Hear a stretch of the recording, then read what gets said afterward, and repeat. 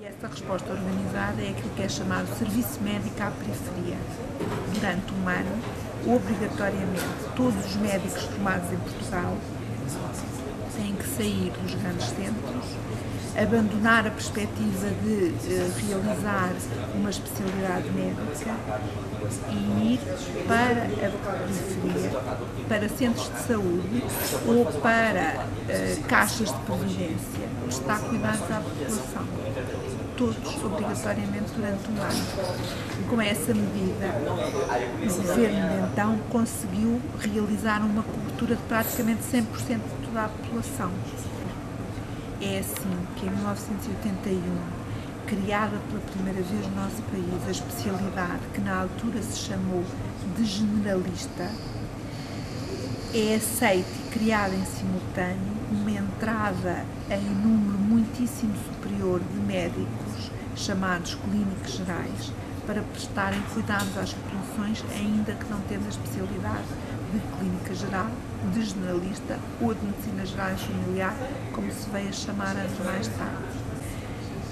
Tinham como promessa do Ministério da Saúde de então o acesso a formação especializada pelo menos 5 anos depois de terem entrado nessa carreira de clínica geral, naquilo que se chamou a formação específica em exercício, porque ao mesmo tempo que eram responsáveis pela prestação de cuidados de saúde às populações que lhes tinham sido destinadas, tiveram a oportunidade de aprofundar e treinar alguns aspectos específicos da nossa especialidade, reconhecidos já do ponto de vista teórico noutros países. E é em 81 que acontece o primeiro curso a entrar no internato de especialidade de medicina geral e familiar, por isso eu digo que tem quase 30 anos a especialidade no nosso país enquanto especialidade médica.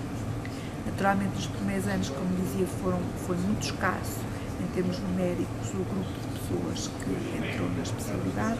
Nos primeiros anos, porque não havia tradição, não havia especialistas, eram os primeiros de facto. Todo o internato era passado em meio hospitalar e também uma boa parte do tempo, um sexto do tempo, acompanhando a área de saúde pública, considerada também uma área importante e complementar. À medida que os anos foram passando e tendo-se formado especialistas desta área, foi possível considerar a hipótese de os jovens que iam entrar no internato fazerem uma parte da especialidade na sua própria área. E, portanto, alguns anos mais tarde, o internato passa a englobar o estágio de um ano no centro de saúde, com os especialistas que, entretanto, tinham sido formados. E deixou de fazer sentido que fossem colocados médicos sem especialidade. Portanto, a formação específica em exercício acabou quando acabou a formação dos médicos que tinham sido colocados no terreno e deixou de haver necessidade de dar continuidade a esse procedimento.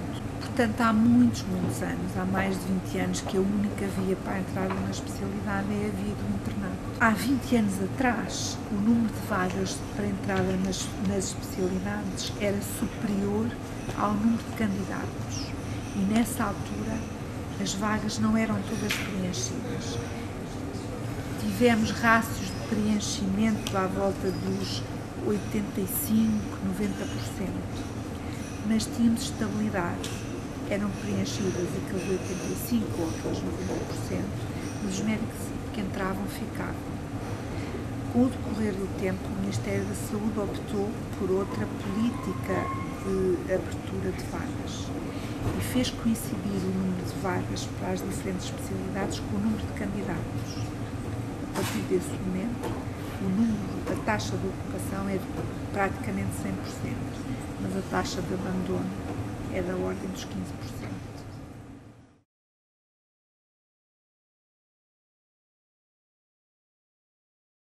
A medicina familiar aqui em Portugal, pelo menos na minha faculdade, aquilo que acontece é, nós no primeiro ano temos um estágio optativo de medicina familiar, onde somos direcionados para um centro de saúde, perto da nossa área de residência, e aí temos um contacto de apenas alguns dias, não me recordo bem, mas penso que eram cerca de 15 dias, onde nós éramos acompanhados por um tutor, e inicialmente é só para fazermos uma primeira a primeira chega à medicina familiar, para contactarmos com esta base da medicina que é tão importante.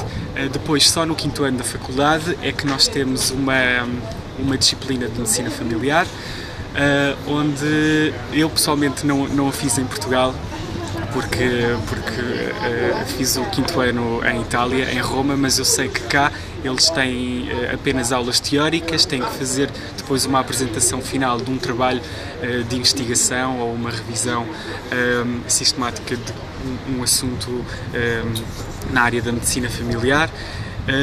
E depois, só apenas no 6º ano, é que nós temos uma outra cadeira obrigatória prática, um estágio clínico de 6 semanas numa unidade de saúde familiar, onde nós então somos também acompanhados por um orientador, e faz parte do tronco obrigatório do nosso plano de estudos do 6º ano. Pronto, no final do 6º ano, passado alguns meses, existe um exame em que saem 5 capítulos do Harrison, e consoante a nota desse exame, que é feito a nível nacional por todos os alunos de medicina que terminam este ano, podem escolher a especialidade nos vários hospitais. É uma prova de escolha múltipla, cada pergunta há um grande conjunto de perguntas e cada uma tem 5 hipóteses, e pronto, é isso.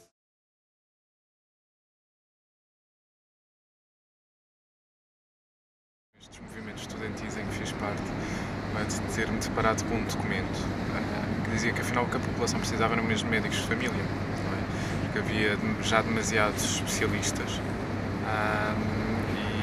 e infelizmente a cobertura que a população tinha em termos de cuidados primários era baixo, não é? Portanto, se nós queríamos melhorar a qualidade da saúde das populações, era melhor apostarmos nos cuidados primários e formar mais pessoas nesta área do que propriamente os super especialistas.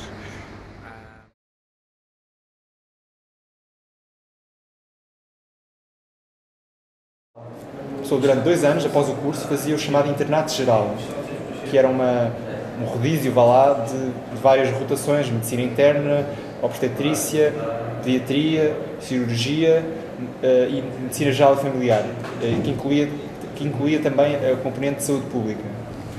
Tem sido decisiva a experiência que têm na medicina geral e familiar durante esse tempo, para depois escolherem a nossa especialidade como especialidade de futuro.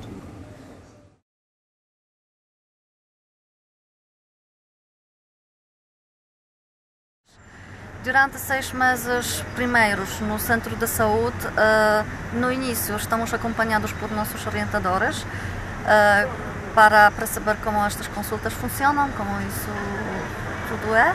E depois, depende interno e depende do orientador, temos mais possibilidades de efetuar consultas sozinhos no outro gabinete. As consultas estavam divididas em consulta de adulto, que é a maior parte das consultas. Depois tínhamos também um horário para saúde infantil, que era a segunda-feira à tarde.